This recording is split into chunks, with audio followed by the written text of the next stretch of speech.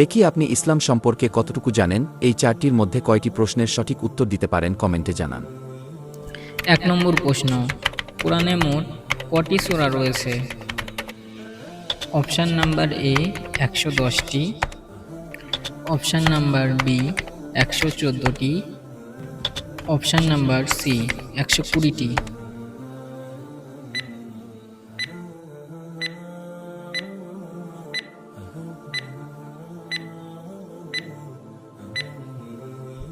এই প্রশ্নের সঠিক উত্তর হলো অপশান নাম্বার বি ১১৪টি।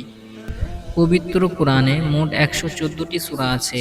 এর মধ্যে মক্কায় অবতীর্ণ হওয়া সূরাকে মাক্কিয়া বলা হয় এবং মদিনায় অবতীর্ণ হওয়া সূরাকে মাদানিয়া বলা হয়।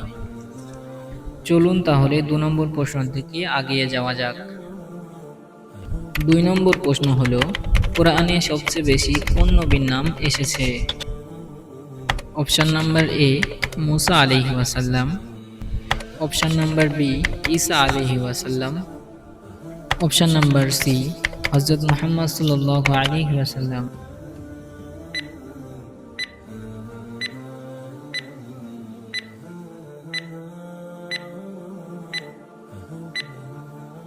এই প্রশ্নের সঠিক উত্তর হলো অপশান নাম্বার এ মুসা আলাইহি ওয়াসাল্লাম। পবিত্র কোরআনে হযরত মুসা আলাইহি ওয়াসাল্লামের নাম সবচেয়ে বেশি বার উল্লেখ করা হয়েছে। মোট ১৩৬ বার তার নাম এসেছে এবং তার জীবনে বিভিন্ন ঘটনা বিস্তারিতভাবে বর্ণনা করা হয়েছে। চলুন তাহলে ৩ নম্বর প্রশ্নের দিকে এগিয়ে যাওয়া যাক। ৩ নম্বর প্রশ্ন হলো, কুরআন কত বছরে নাজিল হয়েছে? অপশান নাম্বার এ ১০ বছর, অপশান নাম্বার বি ২৩ বছর, অপশান নাম্বার সি ৪০ বছর।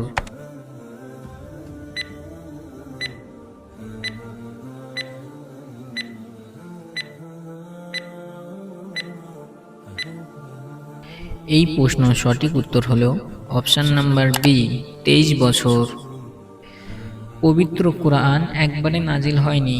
এটি আমাদের প্রিয় নবী হযরত মুহাম্মদ সাল্লাল্লাহু আলাইহি ওয়াসাল্লামের উপর দীর্ঘ ২৩ বছর ধরে অল্প অল্প করে প্রয়োজন অনুযায়ী নাজিল হয়েছে।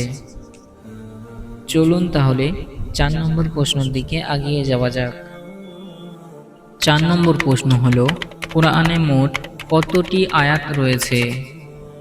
অপশান নাম্বার এ ৫৬৬৬টি, option number B ৬৬৬৬, option number C ৭৬৬৬।